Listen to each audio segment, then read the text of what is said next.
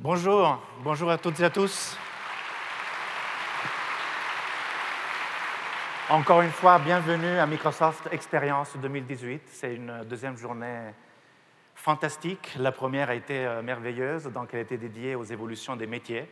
On a eu plein de feedbacks très positifs sur ce qui s'est passé hier, beaucoup de présence, 8000 collègues au Palais de Congrès, 150 000 qui nous ont suivis sur la Web TV. Beaucoup de feedbacks positifs d'ailleurs sur les expériences métiers au premier étage, donc j'invite tous ceux qui ne l'auraient pas fait de visiter, c'est vraiment passionnant. Et aussi, j'espère que vous avez eu l'occasion de regarder un peu les chiffres du sondage qu'on a annoncé avec Ipsos, donc l'Observatoire sur l'intelligence artificielle. Un peu de surprise, parce que contre toute attente, nous avons découvert que les Français sont absolument prêts pour l'intelligence artificielle. 88% de nos concitoyens savent ce que c'est, ils savent expliquer avec un exemple réel d'une application d'intelligence artificielle.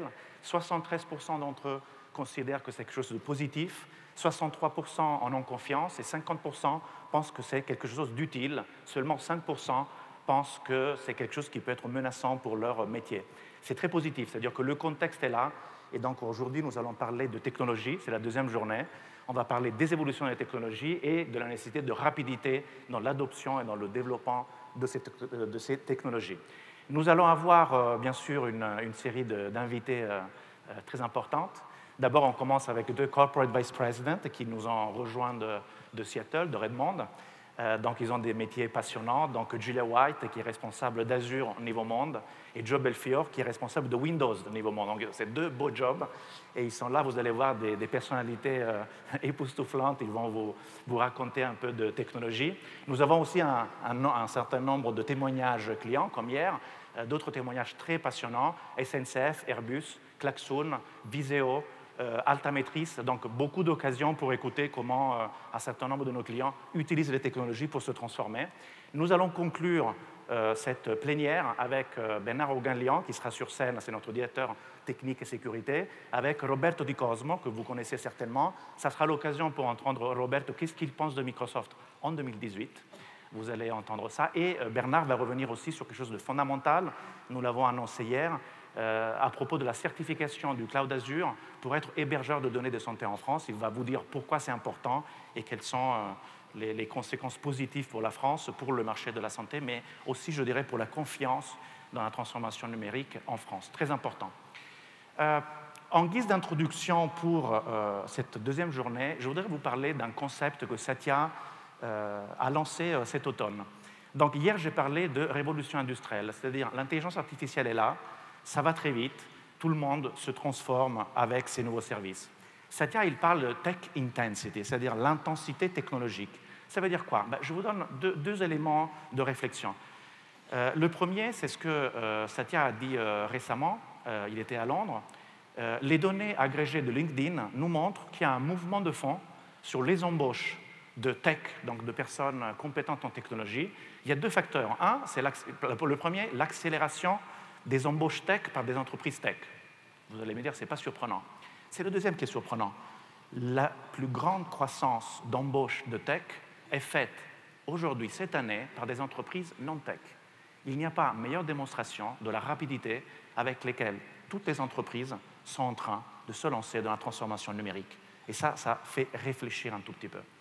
Donc, Tech Intensity, c'est à propos justement de cette rapidité d'exécution. Et le point que Satya nous invite à penser est le suivant. Si chaque entreprise est lancée dans une transformation numérique profonde, ça veut dire que chaque entreprise devient une plateforme et donc une société de logiciels, en fait. On développe de la technologie. Quand on développe de la technologie, et c'est intéressant parce que hier, j'ai parlé de ça avec beaucoup des partenaires, beaucoup des ISV français, quand on développe de la technologie et qu'on doit apporter de nouvelles choses sur le marché, pour faire bien et aller vite, il faut absolument faire deux choses, pas l'une ou l'autre, mais faire deux choses. La première, c'est comprendre et adopter à bon escient le meilleur de la technologie qui existe.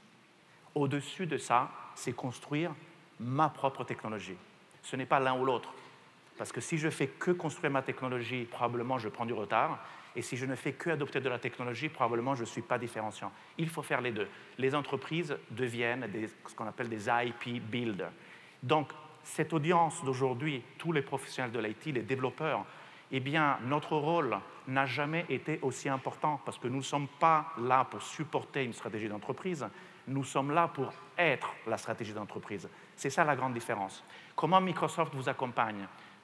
Sur Tech Intense, il y a 3 choses dont il faut se souvenir. La première, c'est la démocratisation, c'est-à-dire que nous avons un engagement très très fort. Tout ce qu'on trouve d'intéressant, notamment dans l'intelligence artificielle, on le met dans Azure. C'est un concept très simple.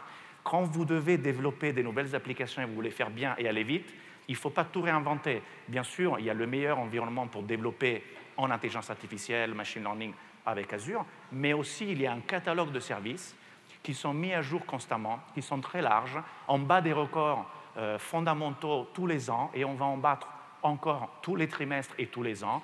Et tous ces services-là, ça veut dire qu'on atteint la parité avec les capacités humaines dans des verticaux très précis, et ça aide à avoir un catalogue de services qui vont se déployer dans Azure, qui vont être à votre disposition et qui changent constamment. Donc ça, par exemple, c'est tout ce qui a été mis à jour, new updates, donc mise à jour de tout le catalogue.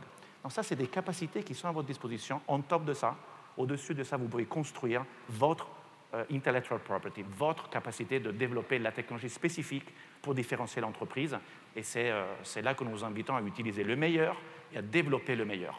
Deuxième concept, c'est les compétences. Bien sûr, je l'ai dit hier, nous avons un programme Ambition en France. Nous voulons accompagner 300 000 d'entre vous pour acquérir des nouvelles compétences sur l'intelligence artificielle. C'est très important. Pour ce faire, bien sûr, on a un programme français, mais on est aussi aidé par la corporation qui a développé un nouvel outil qui s'appelle Microsoft Learn. Et c'est fantastique parce qu'on peut apprendre et développer tout dans un même contexte, dans un même outil. Et donc, c'est fantastique pour pouvoir vous permettre d'accélérer votre montée en puissance sur l'intelligence artificielle. Troisième sujet très important, c'est l'ouverture. Microsoft, je pense, a surpris les marchés pendant des années maintenant et qu'on continue à surprendre pour le degré fantastique d'ouverture. Et nous le confirmons. Comment le confirmer mieux qu'avec une acquisition de GitHub, avec l'engagement très très fort de rester sur une plateforme absolument ouverte et de supporter votre travail indépendamment de la technologie que vous aurez choisie. Voilà pour l'introduction, et je souhaite passer directement à des témoignages, parce que pour parler de transformation numérique, c'est toujours très beau d'entendre comment les entreprises françaises font cette transformation. Nous allons commencer avec le groupe SNCF, on l'aime tous, on l'utilise tous. Et avant d'attendre Raphaël Viard, j'espère que vous l'utilisez tous.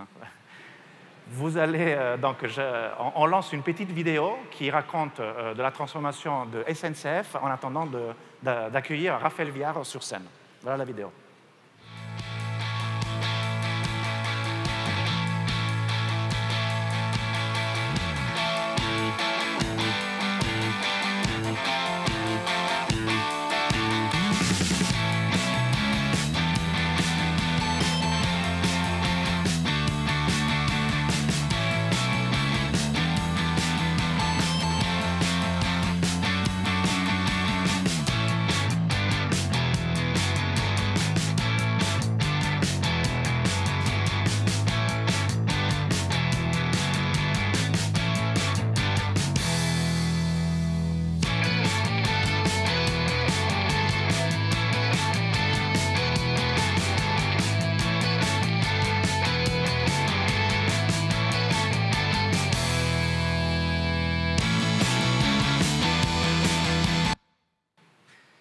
Bonjour Raphaël, bienvenue. Bonjour Carlo. Je suis ravi, bonjour à tous. Ravi de t'avoir sur scène avec moi. Alors quand j'ai dit que j'aime SNCF, il y a eu un bruit dans la salle, donc je pense qu'on a 10 minutes pour convaincre qu'on l'aime passionnément. Et pourquoi? Alors, tu es l'architecte technique de la transformation numérique de ce groupe. C'est très important d'entendre, pour commencer, quels sont les enjeux de transformation dans la SNCF? Alors, on a évidemment un objectif pour le groupe, c'est d'être le leader des mobilités de demain et de réduire la part de l'autosolisme, l'utilisation individuelle de la voiture, par le transport collectif. Et pour y arriver, on va viser 2 grands axes. Le premier, c'est nos clients et améliorer la vie au jour le jour de nos clients. Je peux citer 3 exemples. Le premier, c'est fournir un assistant personnel de mobilité qui est capable de faire du porte-à-porte. Le deuxième, c'est avoir une information voyageur irréprochable. Et puis le troisième, c'est fournir des services, notamment des services numériques. On parle de la couverture des voies ferrées en 4G, du Wi-Fi dans les trains, etc. Donc premier axe, le client. Deuxième axe, c'est l'optimisation de notre appareil industriel. Alors par là, on va essayer d'optimiser la maintenance de nos trains, mais aussi la maintenance de notre réseau ferré. Donc on fait beaucoup de choses autour de l'IoT et de la maintenance prédictive. Comment on va y arriver? On a l'ambition, et on l'a annoncé dernièrement, de devenir ce qu'on appelle une data company. Donc c'est de réussir à faire parler l'immense patrimoine de données qui est le nôtre, de l'enrichir avec des nouvelles données qui sont soit des données internes, soit des données externes, et d'être capable de prendre des décisions plus rapidement basées sur l'analyse de ces données. Voilà, donc Data Company SNCF, ça veut dire que c'est un très bel exemple justement de tech intense. C'est la transformation de bout en bout, du front office au back office opérationnel. Alors pour ce faire, vous avez fait un choix de cloud public. Comment est-ce que cela supporte cette intention stratégique de transformation? On est persuadé, et je suis persuadé, enfin en tant que CTO, je ne pourrais pas dire l'inverse d'ailleurs, je suis persuadé que l'on ne peut avoir une transformation digitale efficace si on n'a pas un système d'information solide. Et un système d'information solide et agile, il doit s'appuyer sur des fondamentaux technologiques robustes, modernes et à l'état de l'art. Et donc dans notre transformation technologique, un des pans les plus importants, c'est l'utilisation du cloud public. Pourquoi le cloud public? Pour des raisons que je pense dans la salle tout le monde connaît. Le premier, c'est l'élasticité et notre capacité à lancer des projets avec une approche Start Small, Think Big. C'est aussi la capacité à payer à l'usage et donc à prototyper et à arrêter rapidement certaines expériences. Et puis, c'est la réduction du time to market, du temps qui nous est nécessaire à mettre à disposition des nouveaux services à nos métiers. Et dans ce cadre-là, on a fait le choix d'une architecture multi-cloud, dont Azure est un des piliers importants. Voilà, donc multi-cloud bien sûr, mais Azure que vous utilisez maintenant depuis quelques trimestres. Donc quel feedback tu peux nous donner? Qu'est-ce que vous avez découvert en l'utilisant? Où est-ce que vous êtes en train de l'utiliser d'ailleurs? Ouais, pour reprendre ce que je disais juste avant, on a en fait, je peux illustrer deux aspects. Notre plateforme Big Data pour l'ensemble du groupe fonctionne sur Azure, et là on va plutôt chercher de l'élasticité. C'est le fait qu'on agrège aujourd'hui à peu près 80 flux de données, qu'on a 50 projets qui fonctionnent sur cette plateforme, dont plusieurs en production. Quand je dis en production, ça veut dire qu'on est capable de prendre des décisions opérationnelles basées sur cette analyse Big Data. Et donc, en fait, là, on va aller chercher l'élasticité, mais aussi la capacité à répliquer N fois une même plateforme dans le même operating model, parce qu'il y a des données qu'on préfère isoler d'un métier et de l'autre pour des problèmes de gestion de la concurrence, etc. De l'autre côté, si je veux illustrer le time to market, je parlerai d'AKS, Azure Kubernetes Service. Et là, en fait, ça nous permet de nous concentrer sur vraiment ce qui est important pour nous. Ce qui est important pour nous, c'est de transformer nos applications pour qu'elles puissent tourner sous forme de conteneurs, qu'elles aient de la scalabilité horizontale et verticale, et pas de manager et de construire l'infrastructure qui est nécessaire à la gestion des conteneurs. Et c'est pour ça qu'on s'appuie sur des briques de plateforme as a service, notamment AKS, qui nous permet justement de ne faire que ce qui est important pour nous et de déléguer aux spécialistes, notamment aux spécialistes qui est Microsoft, le management de l'infrastructure qui permet de gérer les conteneurs. Fantastique. Le PaaS qui aide à ensuite aller encore plus vite. Donc, entreprise française, groupe public, choix d'un cloud public d'un acteur américain. Comment concilier tout ça? Alors c'est une question qui revient souvent. Je vais y répondre de deux manières. La première, notre objectif, et on l'a annoncé un petit peu partout, c'est de migrer 60% de nos applications dans le cloud public. Donc il y en a 40% qui restent hébergés en interne, et ça nous permet d'avoir cette flexibilité de savoir ce qu'on va héberger dans le cloud public et ce qu'on va héberger en interne, en sachant qu'on fera la décision application par application. On a à peu près 1400, 1500 applications qui sont concernées. Par ailleurs, nous respectons scrupuleusement le code des marchés publics, puisqu'on est une entreprise publique. Donc on a lancé un appel d'offres européen pour lequel on a eu de nombreuses réponses, plus d'une dizaine. Et en fait, on a 3 acteurs qui ont réussi à passer les questions, on va dire les exigences qui étaient les nôtres à la SNCF. Et donc Azure a été sélectionné parmi ces 3 acteurs. Parfait. Alors, je terminerai avec 2 exemples, parce qu'il y a beaucoup d'applications maintenant qui tournent dans Azure, mais donc on a parlé tout à l'heure de la transformation end-to-end. Donc d'un côté, les voyageurs, de l'autre côté, l'opérationnel. Donc on commence, je pense, avec DataIV, Ouais. l'application pour les voyageurs. Alors c'est vraiment un super projet. En fait, la problématique, c'est une question simple. Comment est-ce qu'on fait en sorte d'afficher le bon quai pour le bon train à la bonne heure? Mais c'est une problématique qui est extrêmement compliquée, notamment quand on fait du mass transit et qu'on a des trains toutes les 3 minutes avec des problèmes qui peuvent être des problèmes techniques, des problèmes de voyageurs, etc. Et donc en fait, on agrège tout un tas de données, des données qui viennent du réseau, des données qui viennent des transporteurs, des données qui viennent des gares, et on essaye de tirer des patterns. Quand je dis des patterns, c'est des analyses qui nous permettent de dire est-ce qu'il y a des cas où on a plus de problèmes que d'autres. Par exemple, est-ce que dans telle gare de 8h30 à 9h, il y a plus de problèmes que de 16h à 16h30? Et ça nous donne des premiers résultats puisqu'on a à peu près 120 gares qui utilisent ce projet avec une amélioration significative de l'affichage en gare, qui est évidemment un de nos enjeux principaux. Voilà, donc ça pour les voyageurs. Et de l'autre côté, donc sur la partie opérationnelle, pour les conducteurs de train, Vibrato. Alors Vibrato, c'est le projet, on pourrait l'appeler Small is Beautiful. C'est en fait les agents de conduite ont aujourd'hui dans les trains une tablette qui leur permet d'avoir les plans de marche, etc. Et donc en fait, on a installé sur cette application, sur cette tablette, une application qui permet de mesurer les vibrations du train uniquement basées sur les composants internes de la tablette, le gyroscope notamment. On géolocalise ces données et quand on les croise avec des données de maintenance, des données de service, on arrive à renforcer la qualité de notre analyse et à isoler les endroits où on a des vibrations sur les rails et où on doit faire des interventions, notamment de maintenance préventive. Donc ce que Satya appellerait du edge to cloud. C'est fantastique. Alors, dernier message, nous avons dans l'audience ici beaucoup de directeurs de systèmes d'information et d'architectes de systèmes d'information. Donc, qu'est-ce que tu peux donner comme feedback? Vous avez beaucoup appris dans ces derniers mois, donc qu'est-ce que tu peux leur dire quand on se lance dans un projet comme ça? Les 2-3 choses à faire. Alors, ça va paraître basique, mais l'univers du cloud public, surtout quand on veut l'utiliser à grande échelle par rapport à l'univers du data center un peu à l'ancienne, c'est vraiment 2 environnements qui sont complètement différents. Et la chose la plus importante, c'est de bien démarrer et de parler le même langage.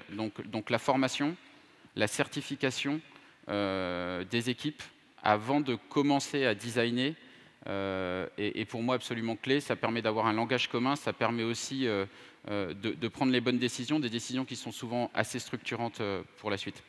Le deuxième, c'est de penser automatisation de bout en bout, et c'est là où on a peut-être fait quelques erreurs côté SNCF, c'est que l'automatisation et l'infrastructure as code, ça ne va pas seulement au provisioning d'une machine virtuelle ou au provisioning d'un environnement PaaS, ça va jusqu'à la supervision de l'application, son backup et toutes les procédures qui vont avec. Et donc, il faut envisager l'automatisation de bout en bout, incluant notamment la cybersécurité. Et puis, le troisième sujet, c'est éviter l'effet tunnel. Et en fait, nous, on a fait un mix d'un projet majeur qui est la migration de nos 1400 applications, de 60% de nos 1400 applications vers le cloud public, mais aussi, on a injecté dans le système tout un tas de nouveaux projets et de petits projets qui ont permis de se faire la main au fur et à mesure sur ce grand projet et cette grande aventure. Voilà, 3 recommandations fondamentales et qui résonnent d'ailleurs avec le concept de Tech Intensity de Satya. C'est-à-dire, lui, il parle de culture digitale de l'entreprise qui va avec le fait de refaire une stratégie d'entreprise basée sur le digital. Donc, c'est une boucle positive et ça passe par, effectivement, créer des compétences, professionnaliser l'approche à l'IT et la rapidité d'exécution. Parce que dans un monde logiciel, on sait qu'il faut promouvoir des nouveaux services très, très vite. C'est ce que fait la SNCF. Merci Raphaël pour ce témoignage. Merci beaucoup, merci Caro. Reste avec moi pendant que je dis donc au revoir pour ce qui me concerne à toute l'audience. Hâte de vous croiser dans les couloirs au Palais de Congrès plus tard. Hâte aussi de voir vos feedbacks online, sur les réseaux sociaux. Et on lance une petite vidéo en attendant la montée sur scène du prochain speaker qui est Julia White. À bientôt, merci beaucoup. Merci beaucoup.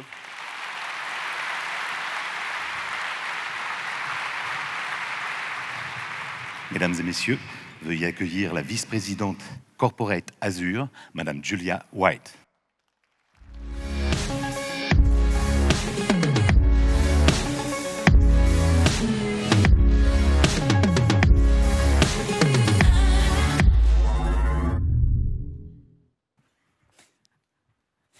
Good morning, and welcome to Microsoft Experiences.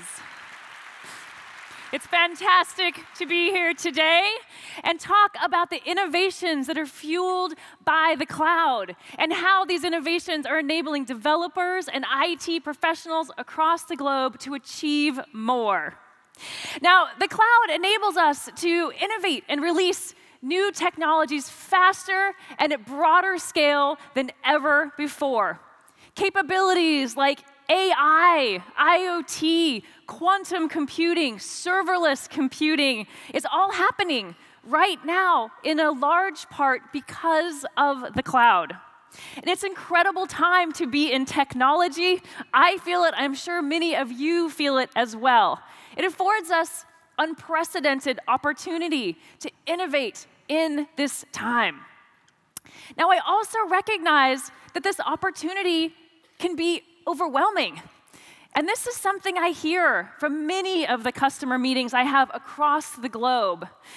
The concerns of how to keep up to date with all of this new technology and the pace of it can leave you feeling like you're falling behind.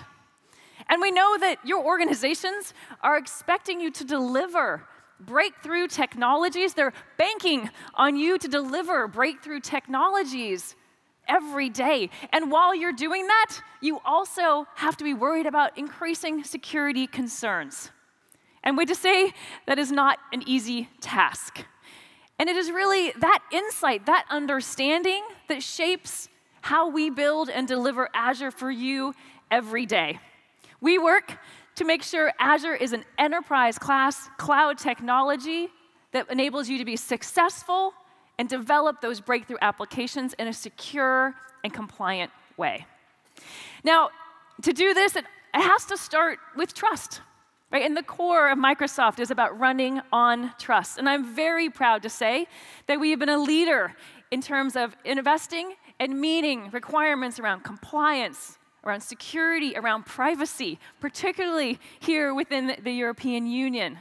But it's also, trust is also about partnership and our partnership with you and making sure that we are invested in your success. And we're not going to turn around and compete with you on another day. We are about a technology provider to all of you and your success. Microsoft runs on trust, and trusted partnership is at the core. Now, a great example of that is an announcement we made yesterday, right here in France, extending our certifications within the healthcare realm with the CDS certification in France, enabling the local healthcare organizations to take advantage of the innovation in Azure to meet and facilitate healthcare innovation locally. It's a great example of engineering as well as regulatory compliance working together to unlock opportunity for all of our customers across the globe. Now, speaking of being across the globe, we've also been hard at work building out our global infrastructure around Azure. We now have 54 global regions. Each one of those little dots, they look small. There are multiple data centers represented. We have more regions than any other cloud provider on the planet. And that means you can deploy your application close to your users, close to your employees, to have the performance you need, as well as data sovereignty within that region. So unique needs, we can meet with that. Now, I'm incredibly proud that based on these investments, we have governments, we have startups, and 95% of the Fortune 500 customers using Azure to power their applications, to power their new innovation today. But maybe more important is right here, locally in France. Again, we have governments, we have startups, but also 95% of the CAC 40 using and working with Azure today. Now, let's jump into some of the technology and the innovation that's more recent and it's happening in the cloud. So let me first start with infrastructure, which is kind of the baseline of our cloud area. And we, across Azure, have a huge range of compute capabilities in this area, from general purpose, burstable VMs that really can meet a majority of workloads. But we also have optimized compute for CPU, for storage, memory-intensive workloads as well, giving you a wide range of capabilities to run your application in the cloud very efficiently. But we've taken it to the next step as well, and even built out very specialized compute for those even more mission-critical workloads. So our deep partnership with SAP to run SAP large instance HANA applications in Azure. Actually, Microsoft, we have one of the largest SAP instances on the planet. We run it 100% on Azure, so we've done it ourselves. Then also our partnership with NetApp. We have our integrated solution with NetApp right as part of Azure, and now even Cray supercomputing as part of our Azure offering. So really, from the beginning to the end in terms of what you can do from a compute core infrastructure perspective on Azure. But I cannot, of course, talk about infrastructure without spending time on hybrid. And it really is Microsoft's unique understanding of enterprise scenarios that's caused us to focus from the very, very beginning of Azure on enabling hybrid cloud solutions. And it's something we built in from the beginning. And I'm really excited to say that Azure is really the only true consistent and comprehensive hybrid cloud on the market. And the way we think about it is your hybrid cloud environment needs to run and operate as a single environment. Hybrid is not about having an on-premises data center that you run as one environment and connecting that up to the cloud, it's another environment. That's not sustainable. That's expensive, it's insecure when you're running it like two environments. So what we've built is one consistent approach, a single approach to identity, a single approach to security and management that gives you a control plane in Azure, but extends down on premises and even to other clouds as well, because we know multi-cloud is a reality for many organizations. But then we've taken it to the next step. So not just around identity and security and management and increasingly the data platform, but all the way to the developer APIs and the actual cloud experience. And what we've built with Azure Stack, which is literally taking the capabilities of Azure and enabling you to run on-premises in a local instance on Azure Stack. It truly is an extension of Azure.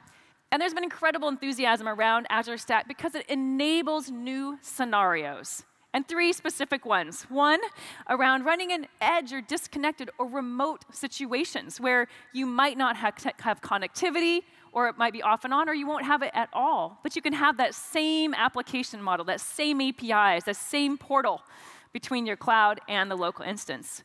Of course, when you can run your cloud application anywhere, you can literally meet any compliance regulation as well, because you're controlling the environment with which it sits.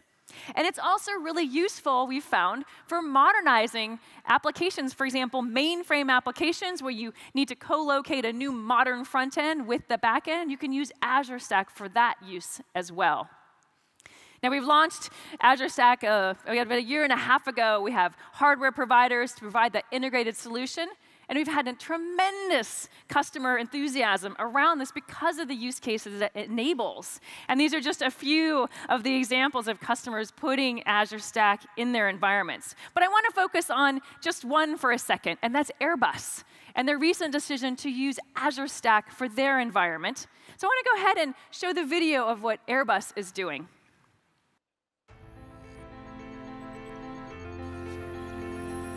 Innovation is our lifeblood.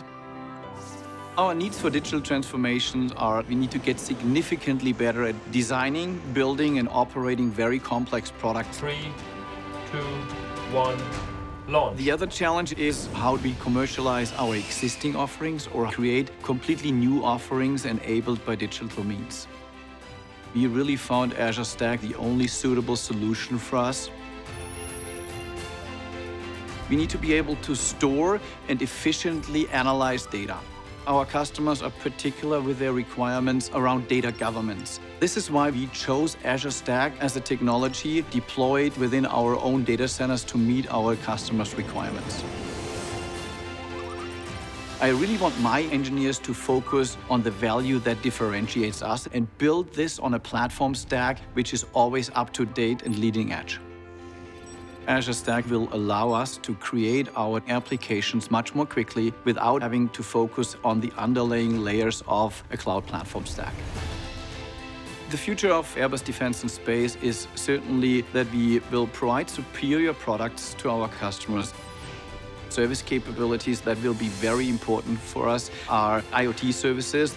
The second category is everything around machine learning and also big data. Digital transformation is not only the introduction of new digital technologies for us, it's also a significant change process in our organization.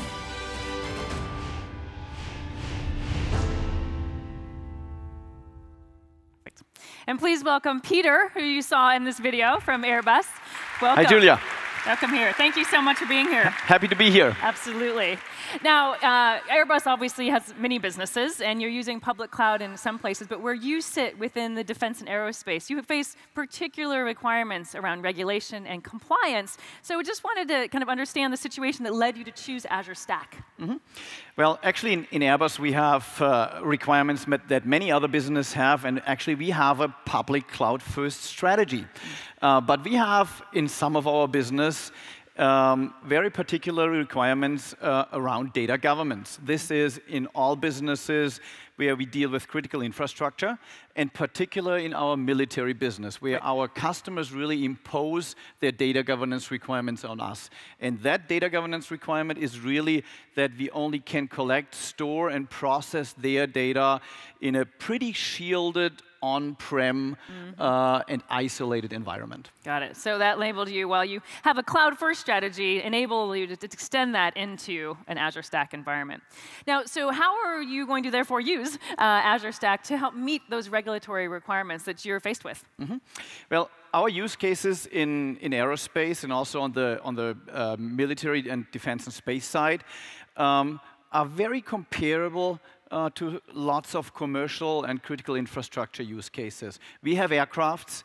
Our customers hold us more and more accountable to deliver more availability and performance of these aircrafts. So we have the classical IoT use cases that we need to collect data from these systems.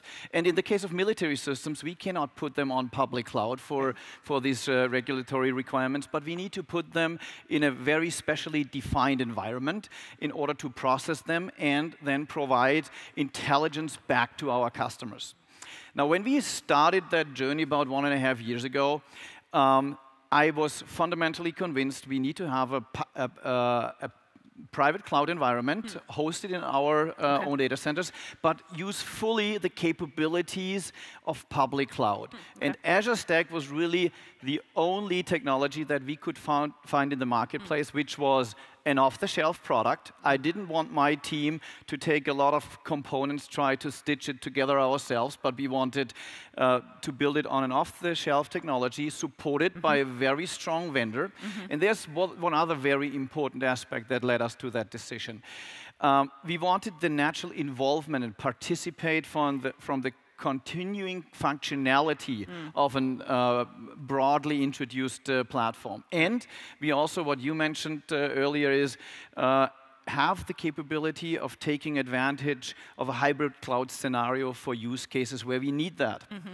So I want my team, my software teams, to spend their time on the applications that differentiate us in the marketplace, and not on the underlying infrastructure and platform as a service layers. These we want to consume, and we are very confident we have made a very good choice with Azure Stack on that. Fantastic. Now, I know you've got them deployed, and you're actually about to push out your first kind of full production application just very soon. So interested in kind of what benefits you're seeing or expect to be seeing as you do that. So we are in the middle of commissioning. We will expect to have our first applications live in December this year, so it's coming really close. We are building Azure Stack instances actually in 3 countries initially, in France, in Germany, and in Spain. I expect that the UK will follow next year already. What I saw already in the commissioning phase, the commissioning went extremely seamless on on the Azure Stack side. So we are in testing phase right now, so we are deploying first test applications on Azure Stack, and I can really see what I expected. There was really no need for us to go into the wiring and plumbing. Azure Stack took care of that for us. We were really able to focus on the differentiating value that we want to create. And we can also see the evolvement of Azure Stack. Right. There are still a few things that I wish for in the future, Yep. and I'm pretty confident that Microsoft will deliver these.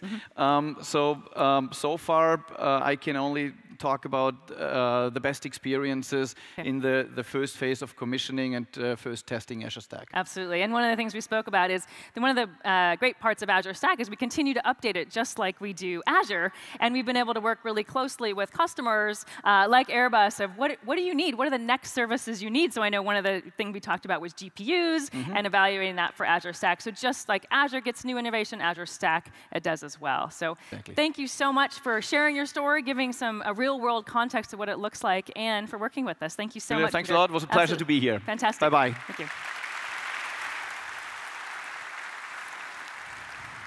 All right.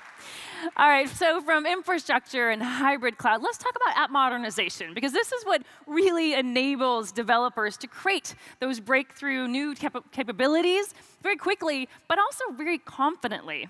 Now, just last month, very recently, we brought out to market our new Azure DevOps family of tools. And it's actually an integrated set of tools that enable any developer to embrace them and make it easier to adopt that DevOps-based workflow within the organization. And I very often see the decision to have a cloud-first strategy coupled with the decision to move to a DevOps approach, which makes so much sense.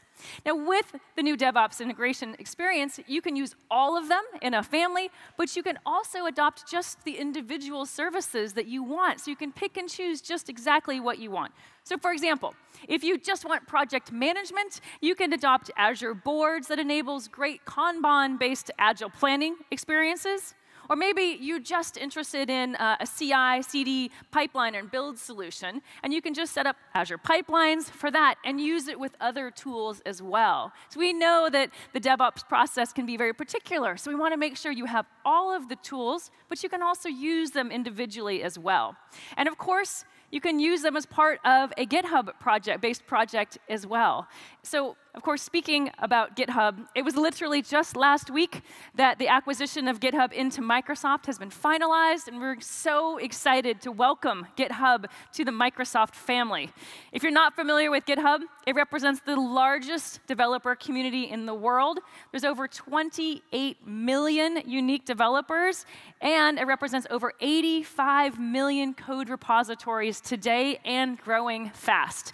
Now, we at Microsoft have been a deep partner with GitHub for many, many years. And in fact, Microsoft is the single largest contributor to open source projects that reside in GitHub over the past 2 years. And today, Microsoft has 16,000 employees contributing pull requests to open source projects that sit in GitHub. So it's an incredibly robust ecosystem for all of you to tap into, and one that Microsoft will continue to invest into. We also, of course, recognize the tremendous responsibility that we take on as this acquisition closes. And we're committed to ensuring that GitHub remains to be independent and operates in an open approach to bring on and support all communities across the globe. But beyond DevOps and, of course, the ability to bring in GitHub capabilities, it's about that serverless technology, that serverless architecture that allows you to be very efficient in how you're developing and enables you to scale your apps even faster. And it's through these services that we have, like built-in high availability. They automatically handle patching and updates, so you can really focus on what you're building. And they also enable you to move to a container-based serverless architecture for both new apps that you're building, cloud-native apps, but also the ones you're modernizing, which is oftentimes the biggest scenario. Now, to show you what some of those capabilities look like, particularly with Kubernetes, I'd love to invite Stan to show you a quick demo of that. Take it away, Stan. Merci, Julia. Bonjour à tous et à toutes. Je vous présente eShop Je vous présente eShop on Containers. C'est mon magasin en ligne, qui est un magasin avec une bannière marketing, avec bien entendu un service d'identité en tant que client. On a un catalogue, et quand on rajoute des objets, eh bien, ils vont naturellement dans un panier d'achat. Vous allez me dire tout à fait classique. Classique, oui, mais c'est une application qui est cloud native. Ça signifie qu'elle est capable de monter en charge facilement, qu'elle est hautement résiliente. Et en fait, tout est basé derrière sur des microservices. Et ces microservices, en fait, tournent sous la forme de containers Docker. On voit ici le panier d'achat, le catalogue, l'identité. Et en fait, tout ça tourne sur un orchestrateur appelé Kubernetes. Et pour déployer finalement l'infrastructure de cet orchestrateur, eh bien, on en a fait l'automatisation. C'est un des mots-clés du cloud native, c'est automatiser un maximum.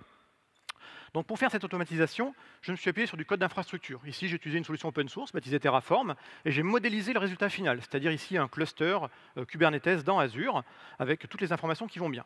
Alors un œil averti qui en vaut deux, tel que le vôtre, verra tout de suite qu'ici, il n'y a absolument rien qui est codé en dur, tout est des variables. Et effectivement, j'ai appliqué également un des concepts du 12-factor app, j'ai séparé ma configuration de mon code. Donc vous voyez ici mon code, qui sera invariant, que ce soit mes environnements de test, de pré-production ou de production, et ce qui va changer, ce sera ma configuration. Ma configuration, par exemple ici, on voit que j'aurai 3 nœuds Kubernetes et le cluster s'appellera Stan Kube 5. Donc ce code de déploiement en fait, va me permettre de déployer un cluster dans Azure, qui sera en fait un cluster dans un service managé qu'on appelle Azure Kubernetes Services. Raphaël vous en a parlé tout à l'heure dans le cadre de la SNCF. Et donc en fait, on va aller voir ce cluster que j'avais déjà déployé pour vous. Voilà. Et qu'apporte finalement AKS par rapport à un déploiement classique de Kubernetes?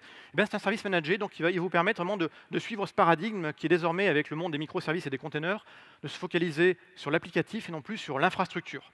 Et des opérations qui auparavant étaient extrêmement compliquées, comme par exemple faire un upgrade de version de Kubernetes, donc sur l'ensemble du cluster, ici c'est simplement un non-événement. On vient cliquer, on choisit la version, on fait sauvegarder, et automatiquement le système va faire ça pour vous et le gérer pour vous de manière automatisée.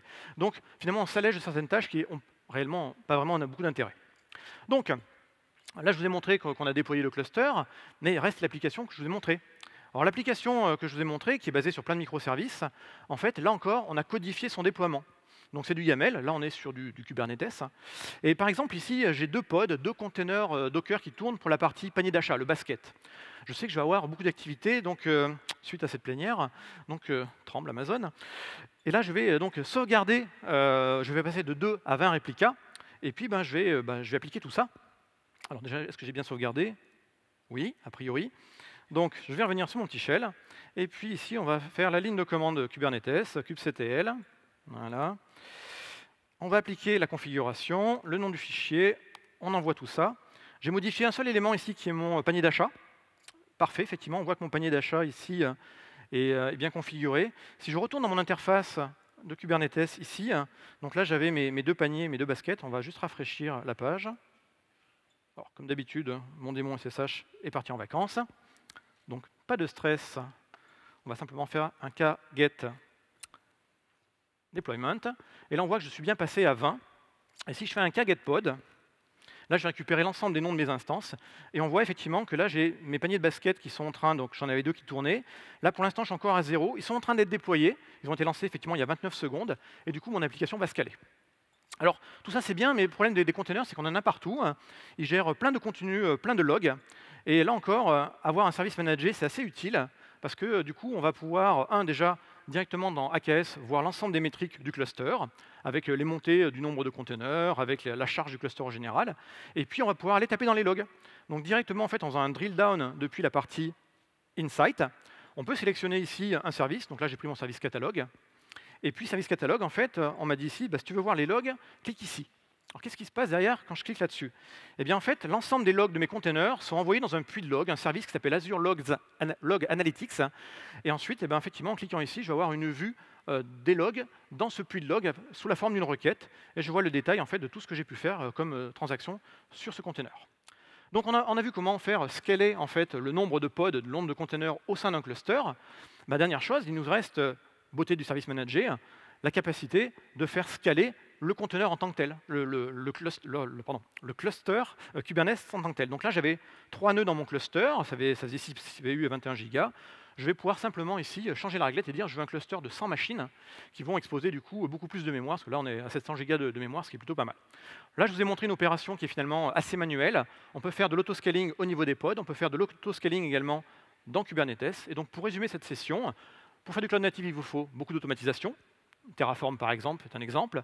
Il vous faut une bonne plateforme d'orchestration, Kubernetes est un bon exemple, et puis il vous faut un bon cloud qui fournit les ressources derrière pour pouvoir scaler. Et je vous remercie.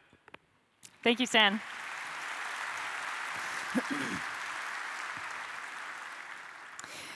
Now, one of the most important decisions you're going to make as you build out your cloud-native applications or modernize your existing ones is how you will store and represent the data, as well as leverage AI. So let's spend some time talking about a very, very important area around data and AI.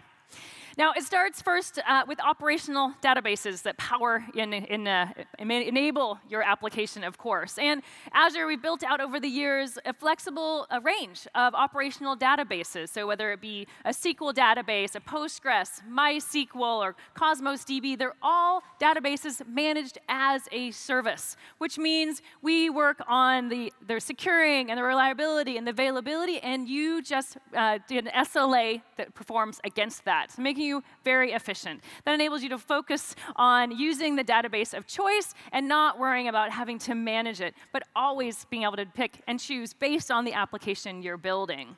Now, I want to spend a second on Azure Cosmos DB, because about a year ago, we launched this new revolutionary database that it's a first ever globally distributed multimodal NoSQL database. It delivers horizontal scale-out capabilities with guaranteed single-digit millisecond latency capabilities. It's truly revolutionary in its class. Now, Azure Cosmos DB has proven to be one of the fastest growing services in all of Azure. And the reason for this acceleration and this adoption is because it enables our customers to build truly amazing systems, whether they be cloud native or modernizing an existing application. With Azure Cosmos DB, you can horizontally scale out and put your data everywhere that your users are. So literally, you can push it to every one of our 54 Azure regions and replicate across each one of those. It gives your users lightning-fast experiences, regardless of whether they're located and where your app is running. An example of that, just to make it real, is Jet.com, which is Walmart's digital e-commerce website. And they are running entirely on Azure using Azure Cosmos DB as that core operational database for their entire global e-commerce system. It's replicated today across 3 of our 54 regions. It scales up to 1 trillion Cosmos DB transactions per day and growing. And as we head into this next holiday season, I think that will be even larger. And it is continuing to perform at that single-digit latency performance at the 99th percentile. So just unbelievable capabilities as we push into that cloud-native database approach. Now, moving from operational databases, of course, you need to turn to analytical databases. And these are the aspects that are going to be powering AI. So super important to think about the investments you're making in this area. Again, in Azure, we've got built out and continue to bring new capabilities such that we have a rich set of analytic services for which you can choose. And that enables you to get both that insights as well as store all of the capabilities around that data. Now, again, I want to focus on just one, because very recently in Azure SQL Data Warehouse, we brought out an incredible new set of capabilities within this service specifically, because we know how important that data warehouse choice is to the center of your analytics systems. With our new capabilities, we now lead the market ahead of AWS, ahead of Google Cloud Platform from a price and performance perspective, truly pushing the industry forward in this area. And of course, it continues to integrate with all of our analytics services, so you have that rich set of capabilities with the very best price performance on the market. And be assured, we are not stopping. You'll see new innovations and new updates coming in this area every week. Now, let's go to the next level around artificial intelligence. And I don't think there is any one topic right now that has more energy and more interest than AI. And our goal with our investments in artificial intelligence is to enable every organization to add AI to their applications. Because already today, But very quickly as we move forward, it is just expected, it is necessary that every application is infused with AI to make it a more efficient experience, to make it a more personal experience, and to make it a more personalized experience for your users, for your employees. It is just the new norm. And so that's how you have to think about it. And it's because of that that we want it to be that every organization can take advantage of AI. It can't just be left for the elite or those people with millions of dollars and lots of data scientists. Everyone needs access to this technology. Now, I know AI, because there's a lot of hype and a lot of energy, it can be kind of confusing and a little bit overwhelming. So I just wanted to present a very simple way to think about AI and the way that we are approaching it at Microsoft. And effectively, there's two types of AI. On one side, you have pre-built models, and the other, you have custom models. So let's start with the pre-built models. And these that we deliver to market in a form of Azure Cognitive Services. They're pre-built AI models that we have trained with data sets that we have access to as Microsoft, whether it be Bing and understanding the world's information, or information we get from across using AI within all of our cloud services, from Office 365 to Dynamics 365, and training it to get smarter every day. We expose these up to you to call into your applications. Things like speech-to-text translation, language-to-language translation that many of you, I think, are using right now to translate me into French, image detection, video transcription, video indexing, language services, many, many more. And that list will continue, because as we can train these models and make them available to you, we will. Now, you just invoke these APIs via our REST API, or you can use our pre-built .NET, Java, Python, or Node SDK to incorporate these cognitive services right into your application.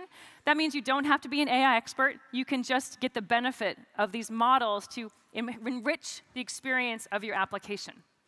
Now, as we look across the world, it's about 80% of the applications are able to use and get all the benefits they need from these pre-built models. And we expect that to continue. The vast majority of the world shouldn't have to be doing custom models. You should just be using models that have been trained by us and by others in the world to be part of your application. But we do know that for some of those use cases, you do need a custom model, 20% of the time. And that's when you need these robust data science capabilities to build and train. So what we've delivered with Azure Machine Learning is that set of tools. And that includes things like data preparation, sometimes called data wrangling, where you bring that data in, clean it up, and get it ready. Ability at training it and building that model, and we're actually using AI to help you train your AI. That makes sense, so getting even faster. And then deploying that model to the cloud in a container or natively to a device or edge system. And then we kind of have a complete approach, so you can use whatever tools, whatever frameworks you want. We welcome them with Azure Machine Learning. We have a very open approach, not a closed one. A little bit different than what you'll find, for example, from Google Cloud Platform that has more of a closed approach. We really want all developers, all languages, all frameworks to be part of our ecosystem. Now, one of the application types that most takes advantage of this data and AI world is this incredibly powerful bursting solutions around IoT, where you have incredible data and devices, and you want to run AI across them. So why do I want to focus on IoT? Well, first of all, it is absolutely exploding as a market. And then in less than 2 years, there'll be over 20 billion connected devices in the world. Just to put that in perspective, that is 3 times as many people are on the planet we will have connected devices. And the need for developers and IT professionals who can build these IoT solutions has never been higher. Today, we already have thousands of devices certified to work with Azure IoT across hundreds of partners. And we build out a very comprehensive stack of IoT technologies, whether it be platform services that you can build and connect and secure and manage your devices, to our Azure IoT Central, which is a SaaS solution, kind of like CRM for IoT, where you can just come, no code, configure your devices, create the application, and manage them right from one single place, securely and efficiently. It really enables everyone to be able to embrace the IoT solutions. But to show you what that looks like, I'd love to invite Vincent and Guillaume to show you what an IoT solution on Azure can look like. Take it away.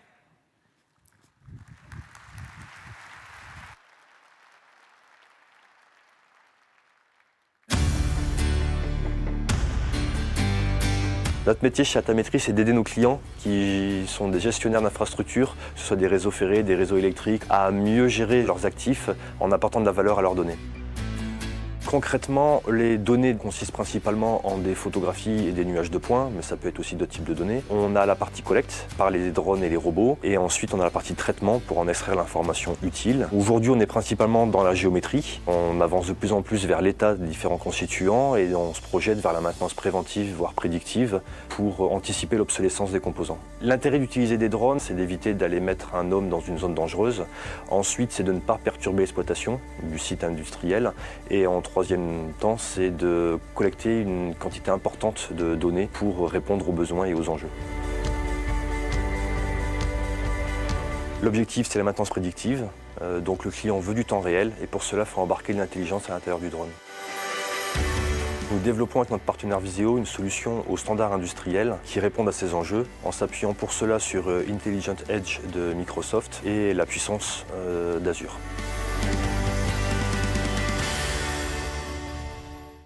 Bonjour à toutes et à tous.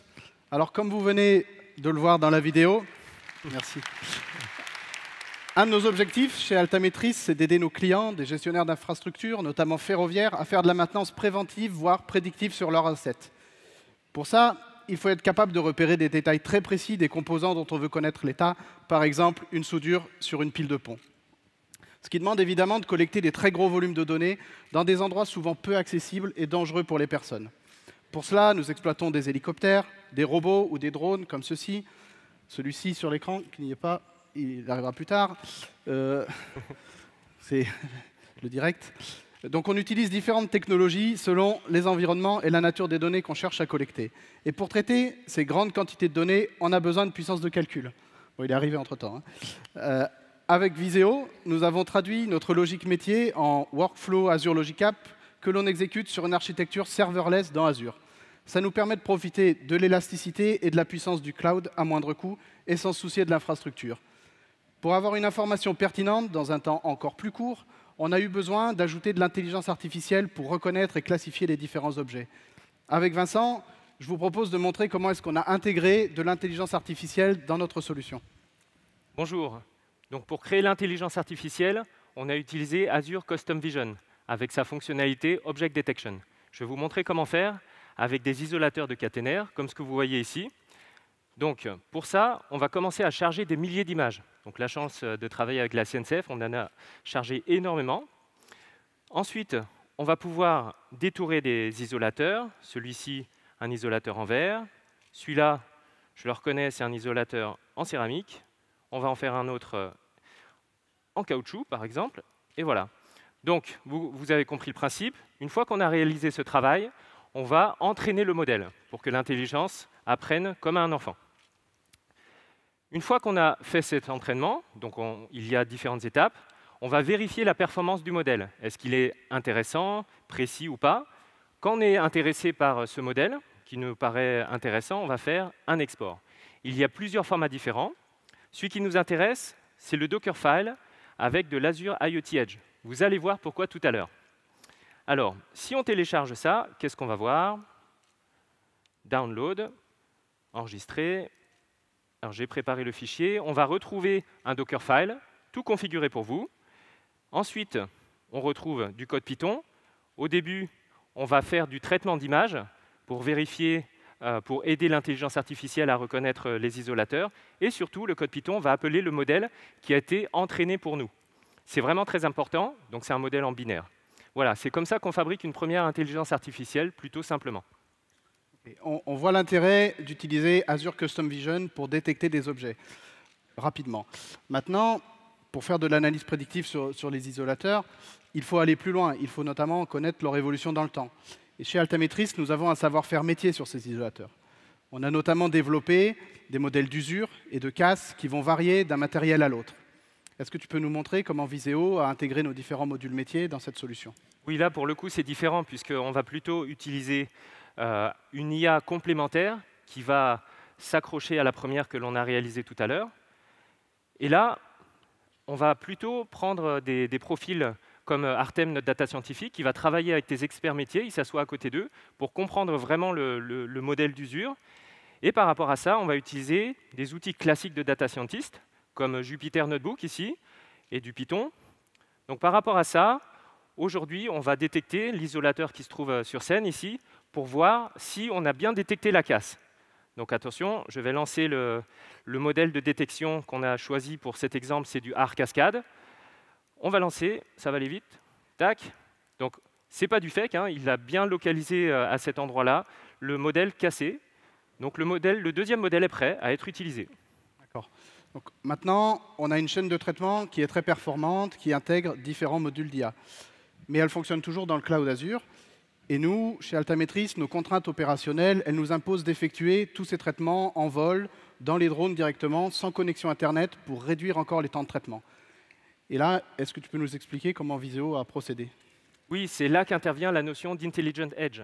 Pour déployer cette intelligence dans le drone, qu'il devienne intelligent, on utilise le service Azure IoT Edge. Je vais vous montrer tout ça. Donc pour ça, on va dans Azure. J'ai déjà configuré un IoT Hub, dans lequel on va retrouver en bas un IoT Edge, où on retrouve tes différents objets, donc le drone, le robot, la box Advantech qui nous a beaucoup aidé. Ensuite, celle qui nous intéresse, c'est le drone avec les isolateurs. Ici, en bas, on va retrouver différents modules Docker, c'est là où le Docker intervient. Alors, ce qui est important ici, on retrouve le Custom Vision que l'on a créé tout à l'heure automatiquement, et la deuxième IA qu'on a créée avec Artem et tes experts métiers. Ensuite, qu'est-ce qu'il reste à faire?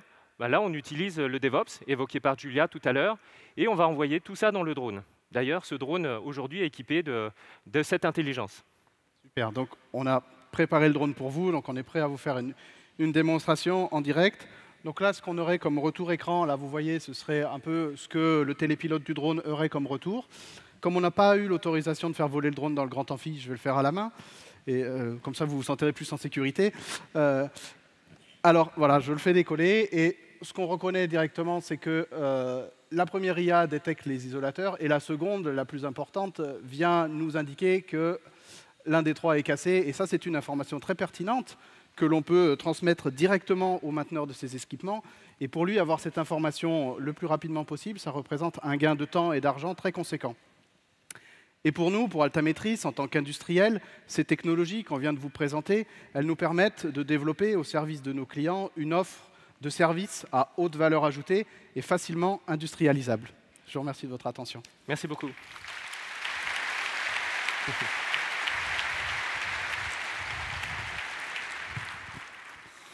Hopefully it gave you a great sense of what an IoT solution can look like and the capabilities of running AI on the edge. All right, now to bring it home, of course, most organizations, as you think about your cloud journey, start with your application portfolio and then have to make a decision of how you move it to the cloud, whether you bring it over into infrastructure, whether you modernize it with that serverless-based, event-driven architecture, or maybe you even replace it completely with a SaaS application. Well, everyone will make that decision for every single application, and the decision's unique on each one. But we've tried to build out a very robust set of technology to make that process simple for you. It starts with tooling and free capabilities to assess and migrate your workloads to the cloud, into Azure, as well as whether it be Linux or VMs, and then, of course, the database, which can be the very expensive and complicated part. Bringing a rich set of databases, whether it be SQL or Oracle or open source, everything in between into Azure as well. And then we've even just recently released our Azure SQL Database Managed Instance, a fully managed, secured, operated database. You can just bring your SQL database up to the cloud with literally no code changes. It's a game changer in terms of cloud migration. But it's not just about the tooling. It's, of course, about saving money and being able to take that and reinvest into your applications. And so we have some incredible offers, particularly for our Windows Server and SQL Server customers. If you look at it side by side, what it looks like to run your application on Azure versus AWS, first it starts with our Azure hybrid benefits. So if you have Windows Server, if you have SQL Server, you can just bring that to Azure. You don't have to pay anything additional like you do with AWS. AWS, and so that makes the price that much less than running that environment on AWS. Then we took it to the next step, and we have our extended security update. So if you're running Windows Server 2008, SQL Server 2008, you get 3 more years of security updates after the end of support that comes in just 6 months from now, if you run them on Azure. Another incredible cost savings. And all of that together adds up to money in your pocket that you can redeploy right into your own applications. Now, certainly, it's good. We all like to save money. Now, about your skills and spending the rest of the day, and as you leave and move forward in your career, we have just recently released Microsoft Learn. And it's about enabling you to keep up with all of the changes happening in the cloud around Azure. We know it's happening a lot, so we want to make sure you can always be ready and trained on that experience. It's 100% free. We have hundreds of Azure courses out there. They're lined up by learning paths to make sure that you get a comprehensive view of the technology, that you're confident, that you're capable, you have the skills to be successful delivering technologies using the cloud. All available today. I really encourage you to check it out. Now, I've given you a very quick tour of just some of the capabilities and innovation as part of Azure to help you develop new applications, to modernize existing applications, and to build out those cloud-native experiences, and of course, to migrate and save money as a first base as you think about the cloud. I hope this inspires you to learn much more and be successful in your pursuits. Merci beaucoup.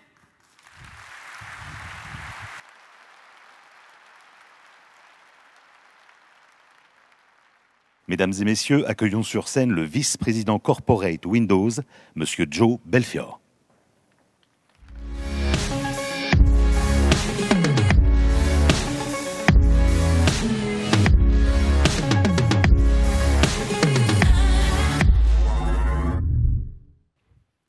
Bonjour! Hello! My name is Joe Belfiore, and I am proud and excited to be here from Redmond to talk to you all about Microsoft 365. And this is a great complement to the talk that Julia just gave about cloud and infrastructure and AI and the amazing ways that Azure, as the computer built for the world, can make business and business technology really move forward in incredible ways. And what I'm going to spend time on is describing the counterpart to that, where individual humans, real people, do work, have creative ideas, collaborate with each other, and make business drive forward. And I think a great way to think about this is Microsoft being focused on the cloud and infrastructure on the one hand, and the human connection to technology through Microsoft 365 on the other. And these two ideas going together provide an unprecedented way to make business and individuals productive and effective.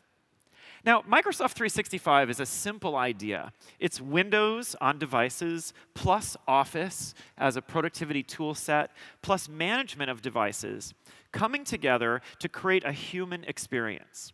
But Microsoft 365 isn't limited only to devices that run Windows. We're trying to think holistically about the way people will interact with the constellation of devices that they all use today. And so one of the key ideas in Microsoft 365 is that the value proposition is multi-sense.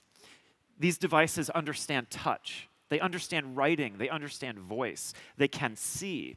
And it is multi-device. It's inclusive of Windows devices, but it's also inclusive of devices that don't run Windows at all. We recognize that humans, that people being creative and collaborative, need that full solution, and that's what we're focused on building. So first, I want to talk a little bit about the benefits and incredible possibilities we have in building multi-sense devices. And I want you to think about how unbelievably far our physical interaction has come with technology. We write, we spin dials, we touch, we speak, we are seen. These devices have incredible capability. And we view, as a big part of what we're building, a means to help you all connect with those humans through these multi-sense devices. And I'm pretty excited. I want to show you a video having introduced this idea of multi-sense. I want to show you a video of our new Surface Hub, which is a device that's quite different than the kinds of things you typically would think about Microsoft working on. And I want you to imagine and note the degree to which Surface Hub connects with humans and enables humans to connect with each other. And it's a great example of how our thinking goes from the physical device to the application to the service connecting people. So let's take a look.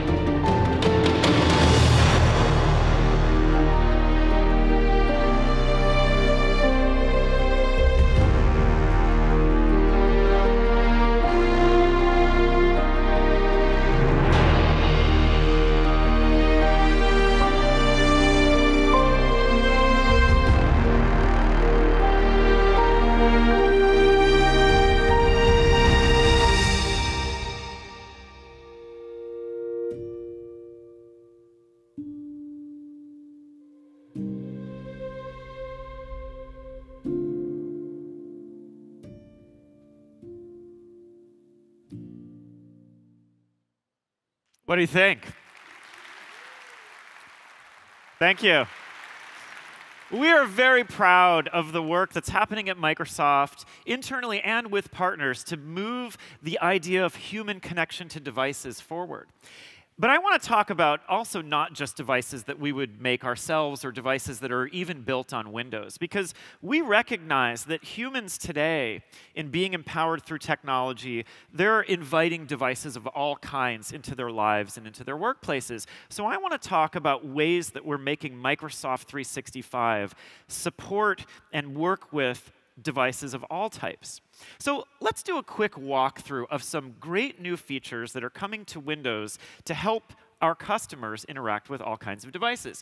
And we'll start here on a Surface Studio. And I want you to imagine, here I am, I'm using my Windows 10 Surface device, I'm getting things done. What you see here is our new timeline view that keeps track of all the things that you're doing. You're opening documents, you're creating, you're collaborating with people. And what you see in the timeline includes apps and documents that come from the cloud and work across device. So what you saw so far, pretty straightforward. But this gets pretty interesting when you start thinking about the set of devices that people use. And what you see here is an Android phone running Microsoft Launcher, which also supports Timeline. So if I opened an Excel spreadsheet on my PC earlier today or yesterday, when I pick up my Android phone, because these are all cloud connected, I can find the same item on my timeline and open it up right on my phone. So this idea is a concept we've been working on for a while. Timeline working cross-device as a way to help people easily go back to whatever they're doing. And it's cloud-powered, and it has search built in. It has AI built in to promote those things you spent the most time and energy on. And it's a way to bring these devices together. But what I want to show you now is some stuff that's new and still coming that we're working on that makes these devices even more complete. So imagine here I am on my Android phone, and there are a bunch of things that happen on phones that we don't think of as part of what our PC does. For example, here I am on my phone, and I get a text message. Well, one of the things that we're doing is connecting those phone experiences with the great hardware capabilities of the PC. So what you saw there was the text message appears on the PC. When I touch to bring up the application, I see the new Your Phone app that's built into Windows 10 that gives you a rich experience of the things that you would typically get value from your phone. So now, if I want to reply to a text, maybe my phone is in my pocket, maybe my phone is in my purse, it's in a different room on a charger, I can use my full phone keyboard to reply to that text message without needing to get my phone. And what's even better is I can do things that the PC does naturally, like drag and drop an image from my desktop into this text chat. The image will get sent via SMS on my phone. Someone can reply, and then I can drag from my phone right into a PowerPoint deck. We're trying to make that interaction between the devices that people spend their time with very natural and well organized and well orchestrated. And what you see right there so far is an example of the kinds of things that you all can try today with the latest builds of Windows 10 and the new Your Phone app. But there's more things that we're doing to build this out and enrichen the connection between the phone and the PC. So I want to show you some stuff that's coming next year. What you see here is an evolution of that Your Phone app, which shows all of the apps on your phone. So imagine an app like Snapchat or an app like Instagram, which exists on the phone but not on the PC. Imagine I get a Snapchat notification. That came from my phone, but now it appears on my PC. And when I click it, the literal Snapchat app is executing on my phone, but being displayed on my screen. So now I can type with my PC keyboard. The app is remoted from the phone. I can do a full Snapchat experience using the large screen of my PC and my keyboard. I can even navigate to my phone's home screen and launch a different app like Instagram. So this concept is the idea of Microsoft 365 embracing a wide range of devices, building technology to help people interact in the most natural, comfortable, convenient way.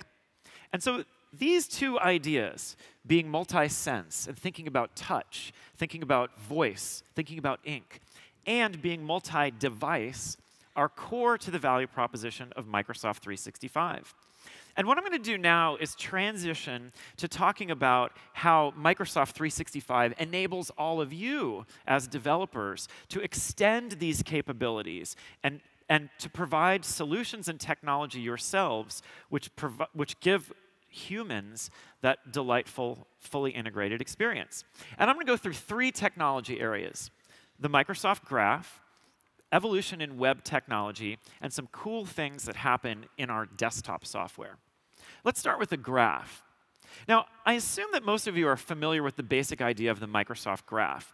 This is a developer-exposed cloud-based data store that we put lots of user data into and which you can supplement with your own business data or your own end-user data and use the combined set of data types to build valuable things for humans. So as an example, I sign into Microsoft 365, and part of my graph as an individual user is my calendar data, or my contacts, or a list of all the devices that I use, like my Android phone.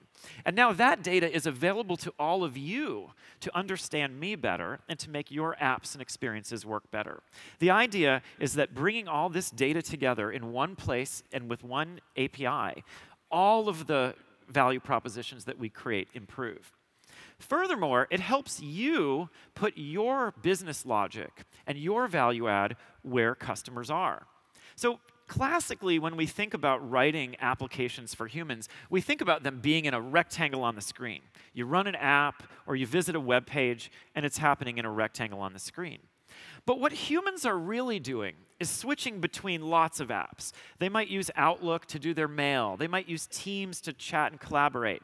They have SharePoint for finding documents, and they use Timeline to go back to things.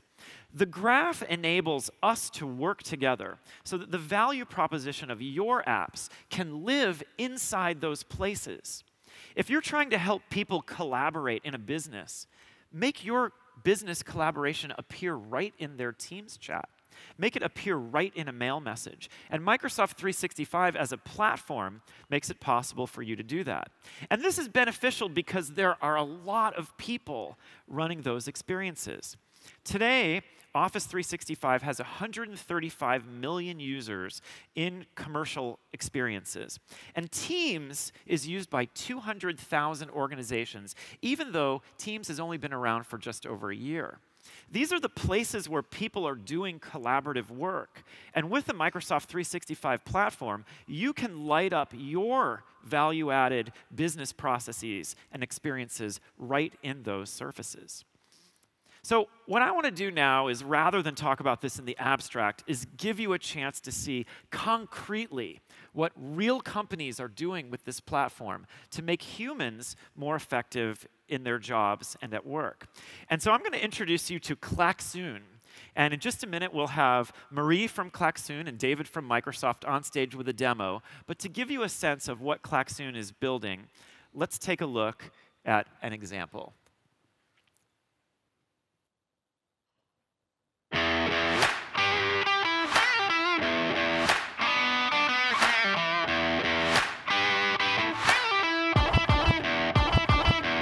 Klaxoon est né du constat que rien ne peut arrêter une équipe qui collabore efficacement. Klaxoon, c'est un ensemble d'activités pour vous permettre d'en faire plus en équipe chaque jour. Quiz, sondage, brainstorm, nuage de mots, installés à distance depuis n'importe quel terminal sans rien avoir à installer. Klaxoon a remporté de nombreux prix, dont 2 CES Innovation Awards. Avant, l'excellence opérationnelle arrivait avec les paperboards et les post-it. Maintenant, on digitalise nos réunions. Klaxoon nous a permis d'améliorer notre performance. Au quotidien, on a gagné en efficacité. Klaxoon est utilisé par des milliers d'équipes dans plus de 120 pays. Que vous soyez chef de projet, commercial, formateur, acheteur, créatif, manager, développeur, opérateur, étudiant, professeur, indépendant, artisan, sportif, bref, quel que soit votre métier, Klaxoon est fait pour vous. Thank you, Joe. Bonjour à tous, je suis Marie de Klaxoon et je suis très contente d'être avec David ce matin. Bonjour à tous. Pour vous montrer comment les équipes de Microsoft et Klaxoon ont travaillé ensemble pour améliorer l'expérience de nos utilisateurs. Klaxoon améliore radicalement l'efficacité du travail en équipe. En utilisant Graph API, nous allons vous montrer comment nous avons connecté Teams et Klaxoon pour pouvoir faciliter la collaboration au quotidien. Alors imaginez une équipe de développeurs, la Team Ninja. Ils utilisent Teams pour échanger et collaborer au travers de différents channels. Et tous les jours, cette équipe fait des réunions, des sprint projets, des brainstorming. Et pour gagner en efficacité dans ces moments-là, ils utilisent Klaxoon. Justement, cette équipe a une réunion de rétrospective dans 5 minutes. D'habitude, ils ont Teams d'un côté et Klaxoon de l'autre. 2 expériences séparées avec un vrai risque d'égarer des informations précieuses pour l'équipe. Première innovation, je suis ravie de vous annoncer que nous avons simplifié les échanges entre nos 2 plateformes. Dorénavant, il suffit à un utilisateur d'ouvrir un tab pour se connecter directement à Klaxoon depuis Teams. L'équipe retrouve alors toutes ses activités Klaxoon et notamment cette réunion de rétrospective. Alors merci Marie. Moi, je vous propose de voir comment refaire la même chose à la maison si vous voulez vous intégrer dans Teams. En fait, il faut avoir Teams. On installe une application qui s'appelle App Studio, qui va permettre de créer des applications dans Teams. C'est un peu Inception, c'est amusant. Et ensuite, il va falloir packager le site web. Donc, dans votre cas, c'est un site responsive. Donc, on a travaillé ensemble pour le mettre dans Teams. Donc, il va s'adapter aux différents devices où on peut faire tourner Teams. Et ensuite, je vais créer une nouvelle application. Et il va vous demander un ensemble de choses, le nom de votre application, des choses que vous savez certainement déjà très bien. Et ensuite, ce qu'on peut voir également, ici, juste en dessous, c'est qu'on a les tabs ce que tu as fait tout à l'heure, et des connecteurs dont on parlera un petit peu plus tard. Dans le cas des tabs, on a choisi ensemble de faire un tab qui s'inscrit dans le flux de la conversation pour justement que les utilisateurs ne soient pas perdus. Donc ça, c'est la première partie. Et il y a une deuxième partie qui était intéressante pour les utilisateurs, c'est que dans votre application REA, ce qu'on a fait ensemble, c'est l'intégration du Single Sign-On, ou SSO, comme on peut le voir ici sur cette URL. Et l'avantage, c'est que du coup, on a pris l'authentification de Klaxoon, la nôtre, on les a mélangés, et on n'a pas eu besoin de taper de mot passe, ce qui nous arrange quand même particulièrement en plénière. Tout à fait.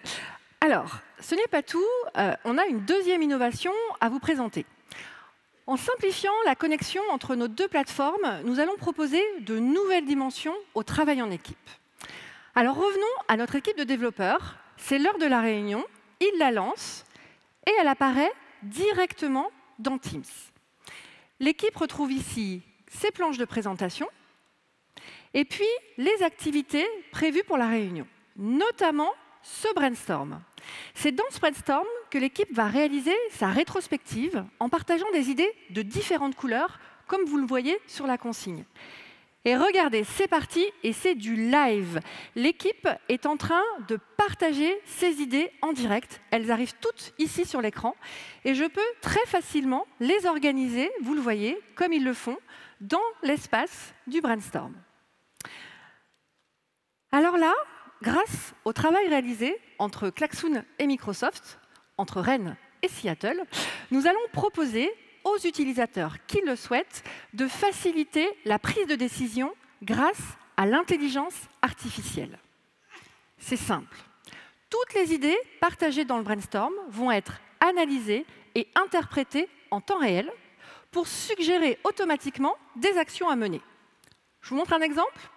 Regardez ici cette idée envoyée par un membre de l'équipe. Regardez ici l'icône qui est apparue à droite de l'idée. C'est une suggestion de Klaxoon. En cliquant dessus, on propose automatiquement de planifier le rendez-vous dans l'agenda. Si l'utilisateur trouve ça pertinent, il n'a plus qu'à cliquer, tout est pré-rempli, il enregistre, et vous allez le voir, le rendez-vous va pouvoir s'automettre automatiquement dans l'agenda. Il n'a pas reconnu le lieu. Il n'a pas reconnu le lieu, alors c'est pas grave, je le fais, vous voyez, c'est vraiment du live, je le fais, je le ferme, mais regardez ici, dans l'agenda, la réunion est planifiée à demain, je vais à demain, ah, elle ne me l'a pas mis. Ah ben c'est du live, hein. Regardez, elle me l'a mis à l'après-demain, effectivement, elle me l'a bien mis, on s'est trompé de jour, elle me l'a mis, vous voyez, au vendredi 9. N'accusons pas les IA. Et vous voyez, c'est comme ça pour toutes les idées du brainstorm. Ça veut dire que l'équipe gagne du temps et qu'en un clic, eh bien, on passe finalement de l'idée à l'action. Alors, je vais vous proposer de comment à nouveau faire ça à la maison. Tu nous as parlé d'un service d'intelligence artificielle, c'est Louis de Cognitive Services, où en fait, ensemble, on l'a entraîné en lui disant justement de reconnaître des intentions et normalement la salle de réunion, et ça avait d'habitude, ça fonctionne très bien. Et ensuite, on va prendre ces données-là et les enregistrer dans le graphe. Donc, la première partie, on voit, alors, Louis est exposé sous forme de HTTP, accessible à n'importe quelle plateforme. Et ce qu'on voit, en fait, de manière assez intéressante, c'est qu'on va reconnaître ce qu'on appelle des intentions. Là, le fait qu'on souhaite mettre un planning création de meeting. Et également ici, on voit ce qu'on appelle le seuil. Si l'IA considère à 75% qu'elle pense que c'est une demande de meeting, elle va aller dans la suite du code, et la suite du code, c'est récupérer des informations pour créer ce meeting. Pour créer le meeting, il faut discuter avec le graphe. Donc on est authentifié, comme on en a parlé tout à l'heure. Il y a un outil que je vous invite à aller voir dans le navigateur qui s'appelle le Graph Explorer. Lorsque vous débutez dans le graphe, c'est assez simple, hein. Ici, vous voyez que j'ai des exemples de code pour trouver un meeting ou créer un meeting. L'URL est très simple, j'envoie un payload JSON, et en fait, c'est ce qu'on a fait justement dans le code ici, côté Klaxoon, ensemble. On va sur cette URL et on récupère les données de JSON qui ont été fournies par Louis, et boum, c'est magiquement dans l'agenda. Alors pendant que tu parlais, David, la réunion a continué, l'équipe a partagé différents contenus, a pu prendre des décisions, participer à des votes. La réunion touche à sa fin, elle est clôturée comme ceci. Et regardez, on retrouve directement dans le fil de conversation le compte-rendu qui s'est généré automatiquement depuis Klaxoon. Alors pour ce faire, il y avait deux options. Soit on crée un connecteur. Vous vous souvenez, dans App Studio, je vais parler de termes de connecteur pour s'insérer dans le fil de la conversation. On a été un peu plus subtil. Ici, comme on a profité du fait qu'on était dans le graphe, ici on a le Teams, le Channel. Tout ça, c'est maintenu également dans le graphe. Donc on s'est connecté directement sur le graphe. Vous voyez un petit peu de HTML derrière qui a pris le rapport que vous avez généré, qui existait déjà dans votre logique applicative, et on l'a inséré dans le fil de conversation, à nouveau pour ne pas perdre l'utilisateur. Tout à fait. Merci David. On espère que ces quelques exemples vous auront permis d'entrevoir le potentiel que permet l'interopérabilité de nos deux plateformes. Et puis du coup, on a hâte de pouvoir échanger avec vous sur toutes les idées que ça va générer. À vous de jouer. Merci beaucoup. Merci. So that gives you a sense of how the graph can help you connect a holistic story. But what I want to talk about next is the web. Of course, the web is a platform we all use, and it has tons of benefits today in being cross-device and easy to deploy. But one of the ways that we're investing is to make sure that the web can deliver all of the full value of a rich application. And so we're going to take you through some examples there. Of course, when we think of the web, we expect it to be cross-device. And our Edge experience is now cross-device as of about a year. So let's check off that box in terms of thinking about the web as cross-device. Second, when we think about rich applications, one of the things we think about is making sure that those rich applications really take full advantage of the input and hardware capabilities, including things like accessibility.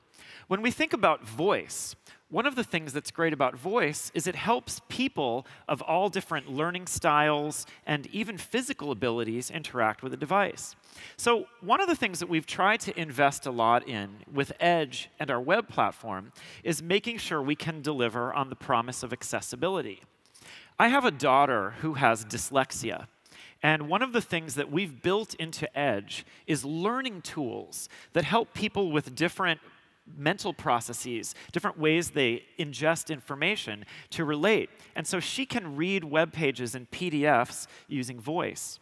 Well, we've built this into the platform so that with the web, we can build applications that do all the great things that the web does, but also do many of the great things that rich applications do.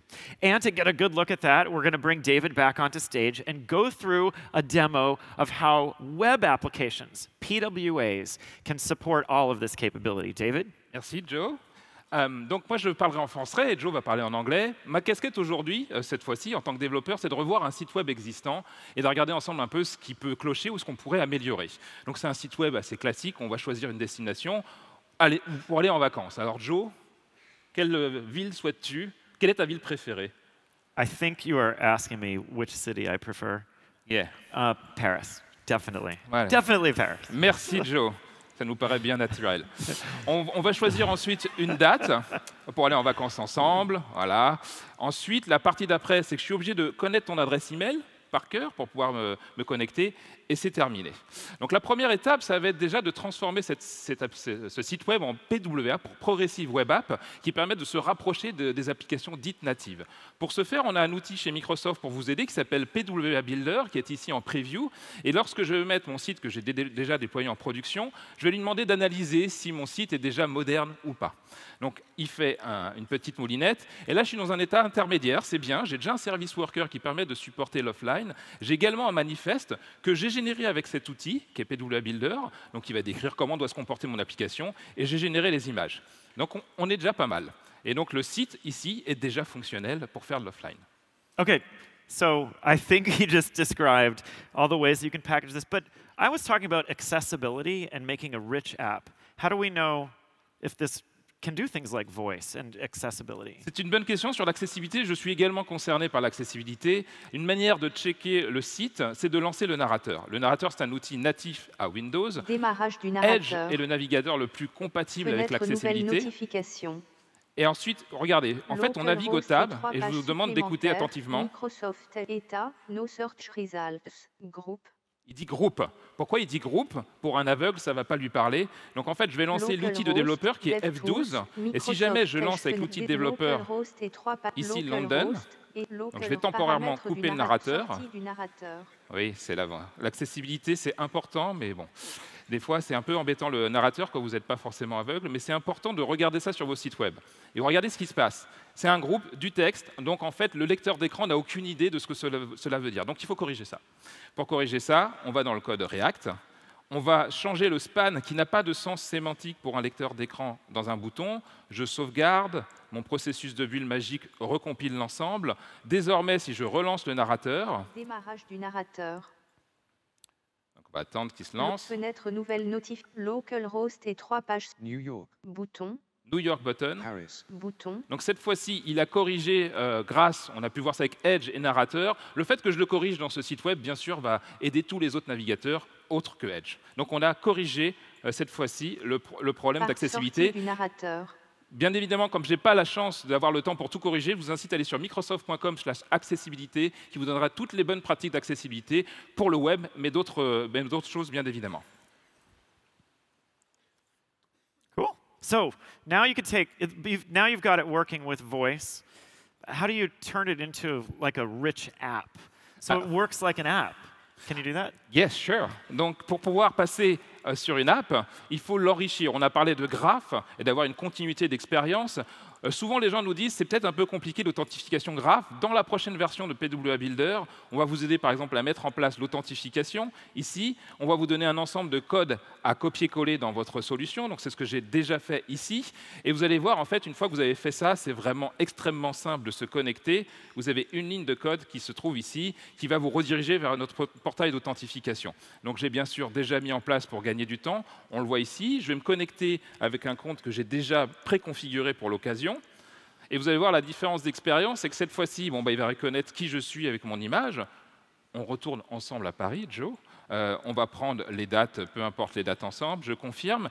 Et cette fois-ci, lorsque je vais taper Joe, il va retrouver les contacts, il va me faire gagner du temps, donc il connaît mes contacts. Et bien sûr, je pourrais l'ajouter dans le calendrier, comme on l'a vu tout à l'heure. Il connaît ton calendrier, le mien, donc ça, il va même pouvoir m'aider à choisir la meilleure plage possible. Et c'est terminé. Donc on a amélioré l'expérience grâce au graphe. Donc voilà, c'était une première partie de le faire. Donc ensuite, peut-être publier l'application.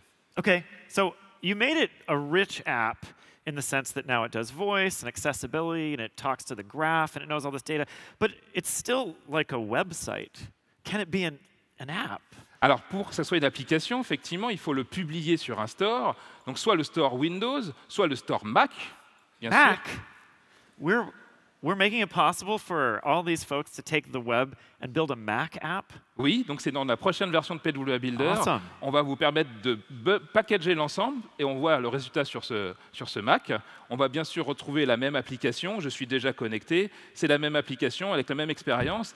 Et le graphe, bien sûr, est cross-platform. Donc je vais pouvoir avoir la même expérience et synchroniser mes différentes informations entre les différents périphériques, sans souci. Côté Windows, bien sûr, on a la possibilité de télécharger soit la PPX que je vais envoyer vers le store, soit un projet Visual Studio que j'ai ici. Et j'ai bien sûr déjà lancé le projet. On va aller à nouveau à Paris ensemble. Joe, j'ai déjà pris les dates. Hop, on va les garder, confirmer. On va y aller, hop, rapidement.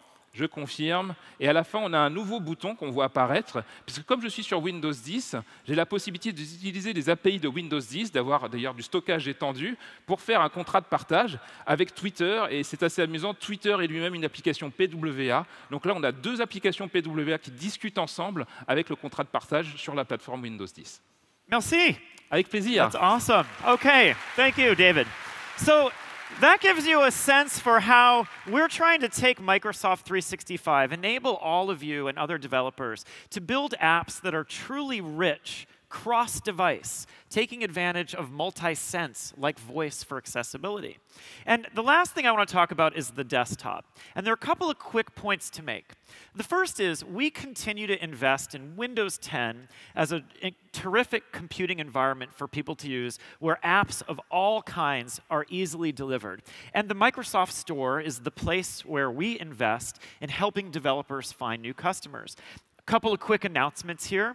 I'm excited to welcome to the Microsoft Store Mirage Maker and Wheelokey, which are both French apps focused on education scenarios.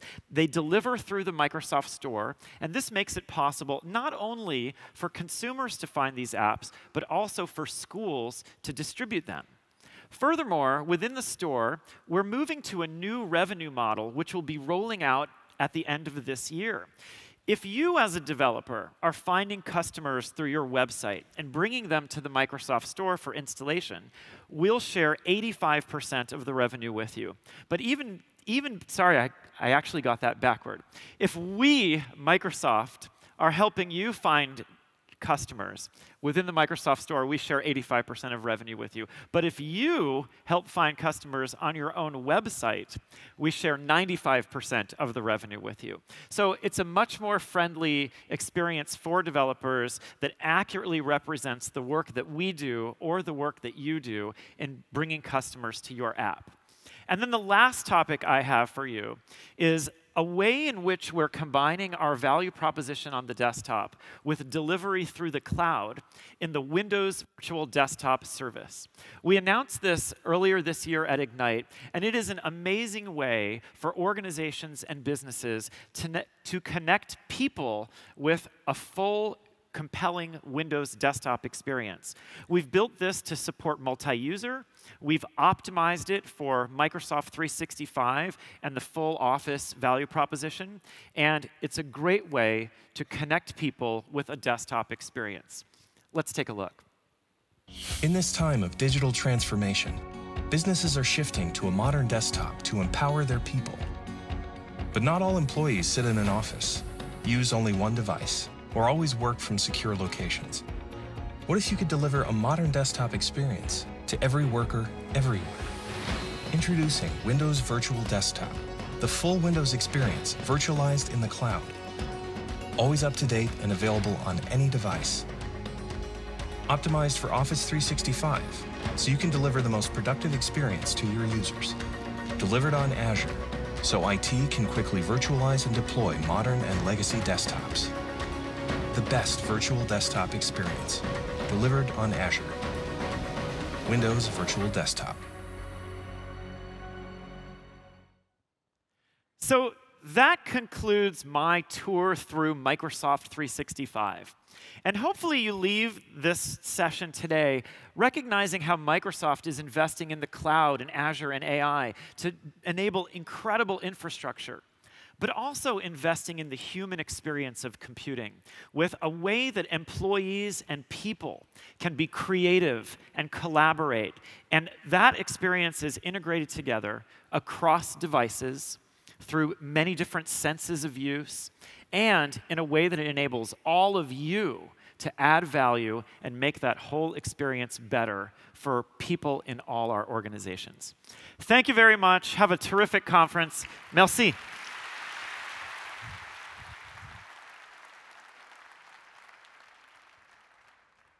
Mesdames et messieurs, accueillons le directeur technique et sécurité Microsoft France, Monsieur Bernard Ourganlian.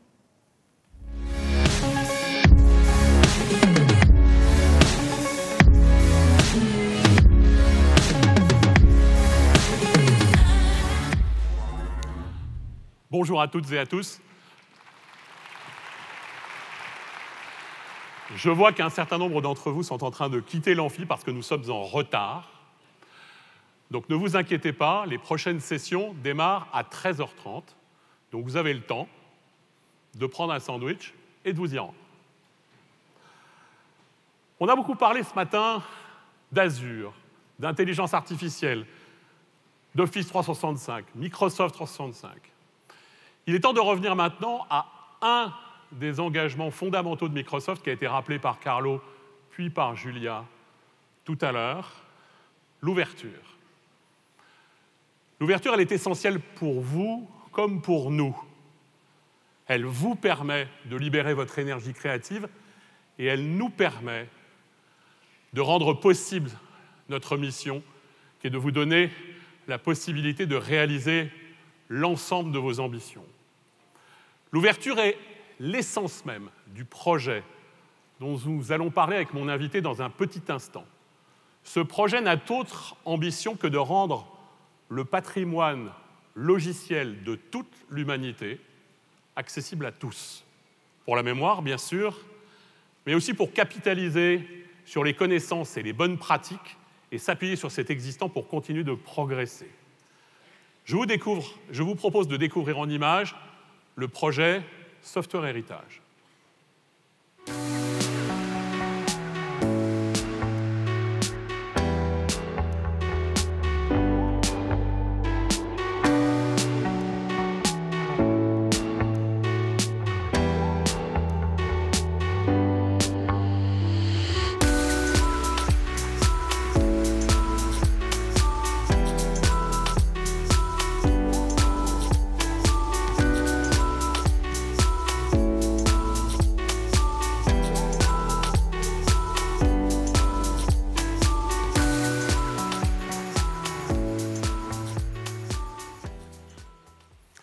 Bonjour Roberto. Bonjour Bernard. Quel plaisir de t'accueillir à Microsoft Experience. Tu diriges le projet Software Heritage, qui vient juste d'être présenté très rapidement en vidéo et auquel nous sommes évidemment très fiers de contribuer. Est-ce que tu pourrais nous en dire un tout petit peu plus et de nous indiquer finalement quelle est la finalité de ce projet? Absolument. Donc d'abord, c'est un grand plaisir d'être ici et de vous parler des raisons qui nous amènent à ces projets. Donc ça part d'une remarque toute simple. Les codes sources que nous tous développons, développeurs, chercheurs, entreprises, communautés, est une forme de connaissance unique. C'est fait pour être compris par des êtres humains, nous-mêmes, et exécuté pour les machines. C'est une partie essentielle du patrimoine scientifique, technologique et culturel de l'humanité. Software Heritage a décidé de relever les défis, de collecter l'ensemble de tous ces codes, les préserver, s'assurer qu'on ne les perd pas, et les rendre facilement accessibles à tous. Alors, qu'est-ce qu'on peut trouver aujourd'hui dans l'archive de Software Heritage? Si on regarde, tout d'abord, une petite remarque. Vous savez, on a commencé, Software Heritage est un projet jeune, on a commencé à collecter les données seulement fin 2015. Et mais, même si on a commencé petit, je pense qu'on a fait un travail qui n'est pas mauvais. Donc, on a déjà, comme vous avez vu, 85 millions de sources logicielles qui nous amènent, origine logicielle, qui nous amènent à plus de 5 milliards de fichiers sources. Ils viennent d'où? On a collecté tous les codes sources publiquement disponibles sur GitHub et on s'y tient à jour. Tous ceux qui sont sur GitLab, on a récupéré tout ce qu'il y avait sur Google Code, tout ce qu'il y avait sur GitHub. Mais non, on a tout. On a parlé des Python tout à l'heure, on a tout PyPy qui était intégré. Et évidemment, comme il s'agit d'un projet open source, vous pouvez contribuer pour ajouter des sources en plus qui ne sont pas là. Et vous pouvez aussi jouer avec une fonctionnalité nouvelle qui s'appelle Save Code Now, allez regarder sous l'archive, pour faire enregistrer de façon proactive les codes que vous considérez intéressants. Alors je sais que tu as une fierté au niveau de Software Heritage, c'est l'enregistrement du code du logiciel qui a permis à la mission Apollo 11 d'amener l'homme sur la Lune. Qu'est-ce que tu pourrais faire comme commentaire par rapport à ce code? On va voir. Tout d'abord, premier commentaire, vous savez, on ne parle pas assez des femmes dans les développements de l'informatique. La photo de la dame que vous voyez là, c'est celle de Margaret Hamilton qui a piloté l'ensemble, à la fin ils étaient presque 400, des développeurs qui ont travaillé sur les codes sources qui a permis d'envoyer un homme sous la Lune.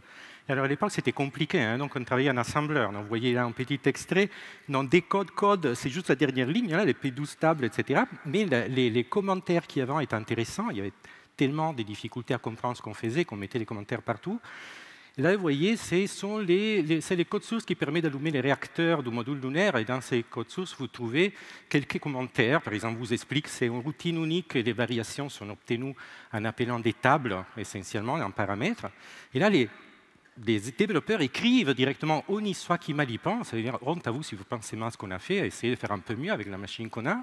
Et plus bas, il y a les tables qui commencent, et c'est écrit en latin, désolé, des fois il faut être littéraire pour comprendre ce qu'ont écrit les développeurs, et en latin, non lycée tangere, touchez pas si vous ne savez pas ce que vous êtes en train de faire, parce que quand même on envoie des gens dans l'espace.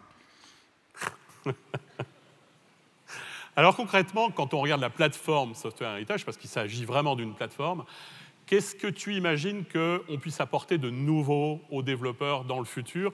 Comment est-ce qu'ils vont pouvoir finalement enrichir et contribuer à la plateforme et en tirer toujours plus de parti? Merci pour la question, Bernard. C'est vraiment important d'essayer de répondre à cette question, parce que jusque-là, ce que je vous ai présenté peut vous donner l'impression que finalement, Software, c'est juste un archive. Vous voyez, les bibliothèques, des endroits poussiéreux, on n'y voit plus là, maintenant on utilise tout sur les tablettes. Mais en réalité, c'est beaucoup plus que ça. Mais avant de parler de l'autre chose, c'est quand même un archive. Donc, si vous avez perdu un code source, vous avez perdu un commit, un guide sous module qui pointe quelque part, il n'y a plus rien sur GitHub, ou il est parti sur GitLab, etc. Mais la meilleure chance de le retrouver, c'est venir chez nous. On a quand même un archive de presque tout, hein, c'est pas mal. Donc, déjà, ça, c'est pas mal. Mais c'est beaucoup plus. Nous collectons l'ensemble des codes sources et nous les structurons dans une forme vraiment uniforme qui permet d'accéder à l'historique du développement du logiciel, peu importe de quelle plateforme de développement ça vient et peu importe les systèmes de contrôle de version utilisés. Donc, on a parlé des graphes ce matin. Il y a évidemment les graphes du web et plein de moteurs de recherche pour l'analyser. Il y a les graphes sociaux et les plans des réseaux sociaux avec les problèmes éthiques qu'on connaît. Software Heritage construit les graphes du développement logiciel et avec une interface uniforme qui permet d'appliquer de l'intelligence artificielle. Il n'y a pas de limite avec ce qu'on peut faire avec tout ça. La seule limite, c'est combien de partenaires vont emboîter les pas de Microsoft pour vous donner des ressources pour faire plus et combien d'autres ils vont juste utiliser la plateforme pour développer des services nouveaux. Alors bien sûr, une telle aventure n'aurait jamais pu voir le jour sans l'open source. Et donc, quand on regarde l'expérience que tu as eue sur l'open source depuis si longtemps, est-ce que tu pourrais un peu voir et nous expliquer comment tu vois évoluer l'open source au cours du temps? Mais merci, ça c'est une belle occasion de revenir en arrière sur 30 ans, en réalité plus, hein, l'open source c'est très ancien. Mais disons, il y a 30 ans, quand on a lancé les mouvements du logiciel libre, la mot-clé était liberté. C'était les développeurs, les utilisateurs qui voulaient se libérer du carcan du logiciel propriétaire et retrouver la capacité de développer sans contrainte. Alors, ça, au début, c'était tout petit, les gens pensaient que c'était juste une bande de farfelus académiques, mais en réalité, l'énergie libérée par cette liberté a produit du code de telle puissance qui rivalisait avec les grandes entreprises. Du coup, 10 ans après, on voit apparaître le terme open source. Ça devient palatable, comment dire, acceptable pour les grandes entreprises. Et plein d'entreprises se lancent dessous parce qu'ils voient que ce sont des produits de qualité, ça coûte moins cher, on y va. Mais vous voyez, ça, c'était juste les débuts. Maintenant, depuis quelques années, on voit arriver une nouvelle mouvance. On a découvert que ce n'est pas seulement des coûts moins importants, ce n'est pas seulement du code de meilleure qualité, c'est un mécanisme pour aligner ensemble les agendas technologiques stratégiques des grands développements logiciels. Et là, on voit les entreprises qui s'engouffrent dans les fondations, dans les consortiums. Et vous voyez, d'une certaine façon, Software Heritage est pleinement dans cette mouvance, c'est la mutualisation d'un effort pour construire les graphes du développement au service de tous. Alors, puisqu'on parle d'open source, on ne peut pas passer sous silence GitHub, évidemment. Donc, tu sais que Microsoft a effectivement acheté GitHub. L'acquisition a été approuvée par l'ensemble des organismes de contrôle et de supervision des marchés. Donc, est-ce que tu pourrais nous donner de manière très libre et très sincère ton opinion sur ce rapprochement ? Il y a eu beaucoup de commentaires, positifs, négatifs, évidemment, comme d'habitude, beaucoup de buzz. Donc, qu'est-ce que tu en penses, toi ? Merci de le dire, Bernard. Effectivement, moi, je garde ma liberté de parole. Hein. Je reste un chercheur à la base, donc je dis exactement ce que je pense. Heureusement, et c'est pour ça que tu es là. Mais alors, très sincèrement, vous voyez, regardez, GitHub est devenu une infrastructure essentielle pour le développement de logiciels modernes, et en particulier du logiciel libre. Ce n'est pas la seule, hein, il y en a plein d'autres, mais c'est quand même celle qui est la plus importante. Donc, évidemment, comme une infrastructure commune, j'aurais préféré voir un consortium qui prend le contrôle de tout ça dans l'intérêt de tout le monde, dans cette lignée qu'on dit, la dernière, d'alignement d'agenda technologique. Et c'est d'ailleurs les choix qu'on a fait pour Software Heritage. Mais GitHub est une entreprise privée qui a développé du logiciel propriétaire qui est au service de tous. Donc je trouve que c'est une très bonne chose qu'il soit maintenant adossé à un grand éditeur de logiciel qui finance une infrastructure qui est dans l'intérêt de tous. La seule grosse question est de comprendre, est-ce qu'on gardera ça bien indépendant? Il faudra surveiller, mais disons globalement, les rachats, ça me semble une très bonne nouvelle. Alors, on a rappelé ce matin, et je pense que Carlo l'a rappelé, qu'on s'engage évidemment à maintenir l'ouverture de GitHub. Donc, GitHub va rester totalement indépendant, une structure totalement indépendante de Microsoft. Elle va être dirigée par un patron qui s'appelle Nat Friedman, qui est l'ancien patron de Xamarin. Donc, on peut raisonnablement penser, compte tenu de son antériorité sur l'open source, qu'il ne va pas complètement dévoyer les choses. On est aussi l'un des plus gros contributeurs, si ce n'est le plus gros contributeur de GitHub. Donc en fait, évidemment, on aura besoin de mériter cette confiance. La confiance, ça ne se donne pas comme ça. Donc on le sait bien. Donc de notre côté, on sait qu'on aura besoin de mériter cette confiance pour l'ensemble des développeurs. Merci infiniment, Roberto, d'être venu. Qui aurait cru, au bout de tant d'années, qu'on se retrouverait? Ah voilà, absolument. Ça montre bien qu'on peut faire du chemin ensemble quand on a des objectifs communs. Donc bon appétit à tout le monde, je dirais, non? C'est exactement ça. Merci beaucoup.